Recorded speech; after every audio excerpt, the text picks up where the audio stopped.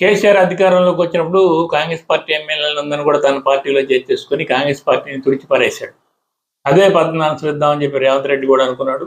అయితే ప్రాంతీయ పార్టీకి జాతీయ పార్టీకి మధ్య వ్యత్యాసం ఉంది. అందులో పర్టికులర్గా కాంగ్రెస్ పార్టీలో నాయకత్వం పట్ల ఒక స్థిరమైన నమ్మకం ఉండదు. అయితే రేవంత్ రెడ్డి కొత్తగా వచ్చిన సందర్భంలో ఉన్న జోష్తో ఒక 10 మంది ఎమ్మెల్యేలు వచ్చారు. కానీ బీఆర్ఎస్ పార్టీకి దాదాపు 39 మంది ఎమ్మెల్యేలు ఉన్నారు. ఇందులో లెజిస్లేచర్ పార్టీలో చీలిక వచ్చింది, ఒక పార్టీ మేము చేర్చుకున్నాం అని చెప్పడం రాజ్యాంగబద్ధం అవుతుంది. ఒకరిద్దరిని చేర్చుకుంటే అది పార్టీ ఫిరాయింపు అవుతుంది. సో ఈ రాజ్యాంగబద్ధమైన ప్రక్రియ జరగాలంటే 28 మంది ఎమ్మెల్యేలు రావాలి. 10 మందే వచ్చారు.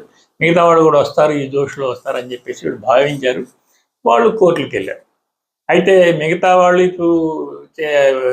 నాయకులు బీఆర్ఎస్ నాయకుల ప్రయత్నం వల్ల కావచ్చు, ఇటు కాంగ్రెస్ పార్టీ యొక్క జోష్ తగ్గడం వల్ల కావచ్చు. ఎందుకంటే కాంగ్రెస్ పార్టీలో ఒకే నాయకత్వం శాశ్వతంగా ఉంటుందన్న స్థిరత్వం ఉండదు. కిందవాడు చెప్పిన మాటకే వాల్యూ ఉంటుంది అనేది కూడా నమ్మకం ఉండదు. ఎందుకంటే పైవాళ్ళ నిర్ణయాలు మారిపోతూ ఉంటాయి. సో దానివల్ల క్రమక్రమంగా తగ్గిపోయిన కాంగ్రెస్ యొక్క హవా ఈలోపు రేవంత్ రెడ్డి తీసుకున్న నిర్ణయాల వల్ల కానీ కాంగ్రెస్ హవా కొంచెం తగ్గింది. ఆ తగ్గుదలతో మిగతా ఎమ్మెల్యేలు రావడం ఆగిపోయారు. బీఆర్ఎస్ వాళ్ళు కోర్టులకు వెళ్ళారు. కింద కోర్టుల వాళ్ళు దీని మీద మేము నిర్ణయం తీసుకోలేమో, మీరు స్పీకర్ నిర్ణయం మీద ఆధారపడండి అన్నారు. స్పీకర్ డిలే చేస్తున్నారని చెప్పి సుప్రీంకోర్టుకి వెళ్ళారు. అంతకుముందు వేసిన కేసు ఇప్పుడు వేసిన కేసు రెండు కలిపి 10వ తారీఖు తీర్పు చెబుతాం అన్నారు. సో ఈ 10వ తారీఖు స్పీకర్కి టైం బౌండ్ నిర్ణయించే అవకాశం ఉంది అంటున్నారు న్యాయ నిపుణులు.